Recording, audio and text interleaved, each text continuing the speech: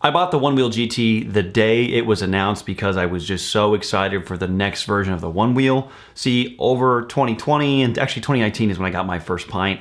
I love the pint so much, but it didn't give me the speed or range I wanted, so I upgraded to the XR, and I put 1,300 miles in the XR because it's just one of those things that is like that experience you're gonna love and enjoy. So when the GT was announced and it had double the range of the XR and theoretical higher top speed, I was like, sign me up. The extra torque, I thought, at least at the announcement, was going to be a really cool thing, but I didn't think too much about the torque because I guess I didn't really know even to think about the torque, period. I just like, okay, yeah, new torque, great. Better motor, awesome.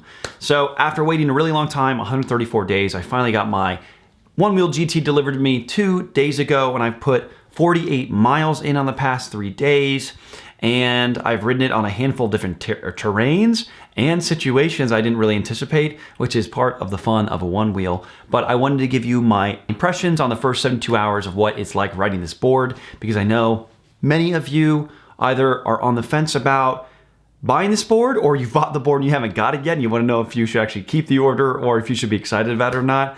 Or maybe some of you are thinking about upgrading from either the Pint or the XR. And I want to give you at least my impressions from a person who admittedly does not do a lot of dope shit on his Onewheel. I just go to cool places with my headphones in because it's all about good music, good places, and kind of discovering the world and letting my curiosity take me there. So that's my ride style. So all of this is from that perspective.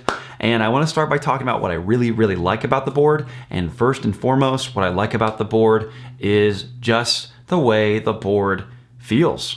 Actually, I got on the board and I was like, wow, this tire is really, really carvy. Way more than I anticipated. And even though the board is heavier than the Onewheel XR, because of the shape of the tire profile, I'm able to do like 180s real quick and easy with much less effort compared to the Onewheel XR. And I think that is awesome because particularly when you're navigating in tight spaces or in like this situation where suddenly I was around lots of people, I was able to just really easily maneuver in and out of those people on that board, in large part because of the tire. Now that doesn't mean the XR couldn't have handled that, because the XR definitely could have handled that, but it just takes more energy to push the nose or tail of the XR when you're on it than it does on the GT. I really, really, really hated pushback on the Onewheel Pint when I had my Pint, and that was because it seemed like the pushback came far too early and far too strong. Like it said, the max speed on the Pint, I'm pretty sure it was like 18 miles an hour, but I could never get that thing above 16 miles an hour. And I feel like 14, 15 miles an hour is actually where like the perfect cruising speed of a Onewheel is. And the Pint didn't give me that. So I got rid of the Pint, I got the XR. I loved the pushback experience on the XR because it was so much weaker. Actually, most of the time, I don't even realize the XR is pushing me back, which nowadays scares me because I've fallen like 3 times pretty bad on the XR. Once I messed up both of my wrists really badly and had meat hands for a while, but also fractured my left elbow.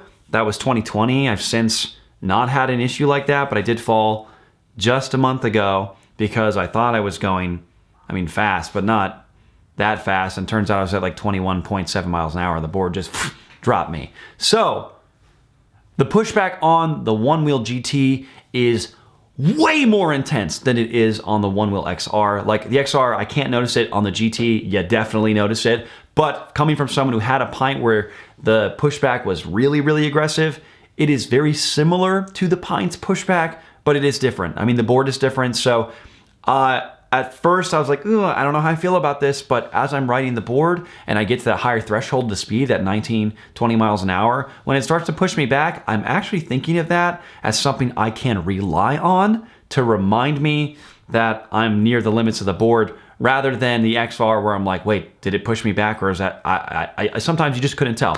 So I think the pushback on the Onewheel GT is actually 2 thumbs up for me for right now. And I know not everyone is gonna feel that way, especially if you're trying to get beyond that 20 mile an hour speed limit. But I'm not. Like I said, I'm here to just have a good time and a long time. And I'm a bit of a pussy, admittedly. So that's how it goes. Like, do I like higher speeds? Yeah. I'm gonna have to push through the pushback and try and like have a weird stance? No, not yet. And maybe never, but definitely not yet. The Onewheel GT is supposed to have double the range of the Onewheel XR, and while I haven't got to literally put that to the test as far as getting from 100% of the battery to 0, I was able to take my Onewheel GT and my XR today on a ride where my brother and I were, I was riding the GT, he was riding the XR, and significant battery improvements are definitely a part of this board.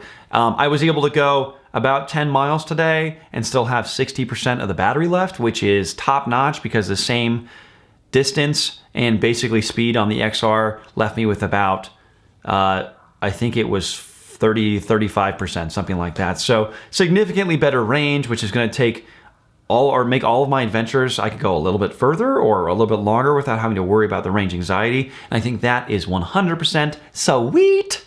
The Onewheel GT has concave foot pads on the front and rear sides of the board, and I think hands down they are the best foot pads with the best grip tape that I've seen come stock from Future Motion to date. Really good grip tape. I really feel locked in because of the shape of them. And overall, I think most people, especially if they have smaller feet than me, size 11 or below, will really feel like this board is hugging them in a way that the other ones just don't.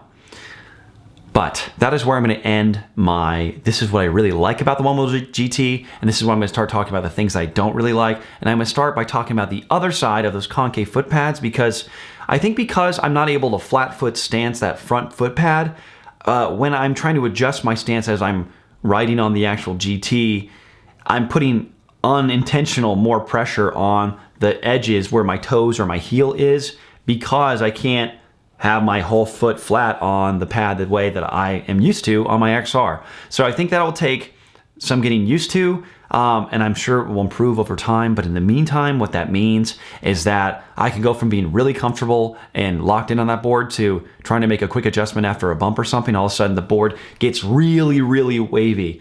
Actually, I think that is my biggest gripe of this new Onewheel period, is that because of the tire profile being so much more rounded and spherical this time around compared to the GT, which is more like, compared to the XR, which is more like a rolling pin. It's like there's so much more surface area of the tire touching the ground of the XR, which makes any surface you're on feel way more stable. And the GT, because it's more of a rounded profile, things get squirrely really quick. And I think anyone who's ridden a Onewheel or seen newbies ride Onewheels, shakiness is a really common thing. And I don't get shaky on my GT or my XR anymore. And if I am shaky at any point in time, I can kind of just like squat while I'm riding, readjust my stance, and I'm good to go. On the GT, I have not been able to, when I'm wobbly, fix the wobbles.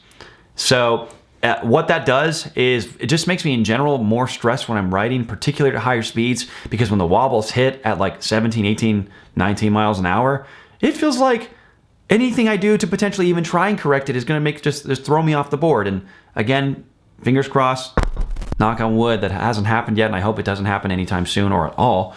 But it just feels like this board is a much more technical ride, especially at the higher speeds. And I'm not sure if that was the intention, but it's that way. And I think all it's going to take is me developing, again, some more muscle memory to riding that board and getting used to it to really understand the threshold and the limits and the way it handles. But I do know right now I'm less comfortable riding this board than I am on my XR by a wide margin. But I have 1,300 miles on my XR, and I have 48 miles on my GT. So that'll happen, and it will change in time.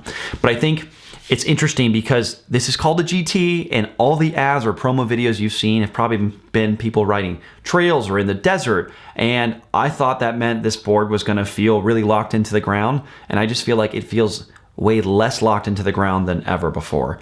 So not the worst thing, but it does make me think that if I were to teach someone how to ride a Onewheel, which I do pretty often, I would not ever start them on the GT because, there's the balancing, which people have an issue with anyway, but then there's the heel to toe balance on the GT, which I think is much more difficult. And to be fair, I think a really good way to describe this is for anyone that's ridden a pint or had a pint, the GT just feels like a bigger version of that pint. It's because it has a similar tire profile. It's similarly put together. It has the light bar. I mean, it takes all the design cues of the pint and puts them in the bigger, better model, and I think that's awesome. But I know some people may not like that, so I at least wanted to mention that is how that goes.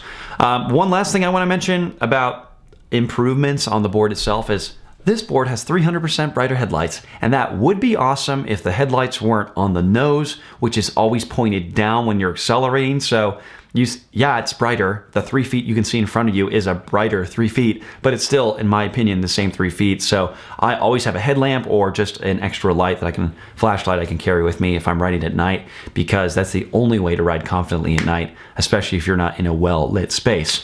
And one thing that really bugs me about the Onewheel GT is this clicking that won't stop happening on my board. Yeah, you heard that. That's literally nonstop. As long as I'm riding the board, period, it will click, and it just keeps clicking and clicking and clicking. If I have my headphones in, no big deal, but you take the headphones out, you're like, wait a minute, why is this clicking happening? So I sent a video of that to Future Motion today. They haven't got back to me yet, but once they do, I'll let you know what they say, because I'm hoping this clicking is just nothing, a simple fix, and that's it. But my worst worry is that this is something mechanically wrong with the board, and I either have to pay to ship my GT back to Future Motion, or I'm stuck with it. Either way, I just spent $2,500 plus on this board, and I think it should not be that way. And I bet you would agree. Make sure you click like if you agree. So that is what I do and don't like about the Onewheel GT. And I have to tell you, this is just the first 72 hours, the first 48 miles. And I think the full review of this is going to come out somewhere when I hit around 200. And that means it'll be more time. And in the meantime, I want you to know that if you have questions about the Onewheel GT that I have not answered just yet, sound off in the comments below. I will make sure I answer those as they come in. And make sure you click like and subscribe to this channel for more content. My name's Thomas Hicks. I want to say thank you for watching. And if you have any interest in cereal, I got 200 videos of content on cereal you can watch. But really, for the right now, my focus is more Onewheel videos and alternative themed content for the time being. But I just want to say thank you, and I'll see you later, okay? Peace.